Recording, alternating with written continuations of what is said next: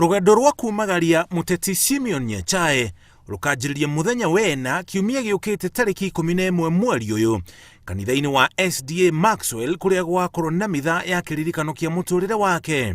Muthenya wa mathiko make tariki 15 mweri uyu nario ni ugakorwo na igongona riria muingi ugetikirio gwikinyia kiharo-ini kia Nyantugo mwene wa Mũriũ Charles na thutha ucio ni ria andu a family yake na arata hakuhi magathie kumuthika gwake mũciĩ itura-ini ria Nyosia. Atongoria matiganite ni macereire family ya Nyachae kumiumiriria na kuririkana ugemu wa mahinda make nao. So we join the family in condoling you and mourning your loss. We will be together at whatever level of send-off you will advise us. The date when it is announced, we'll all drop what we are doing and come and pay our final respects. I had the honor, and we all had the honor of serving with Mzee Simeon Nyachae in cabinet. And I served as Minister for Finance.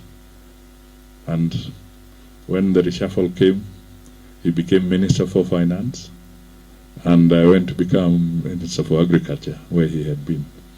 You know, the first time I was face to face with Mzee Nyachae was when, as a young legislator in 1985, I just won the seat as Member of Parliament for Mwingi, for Kitui North.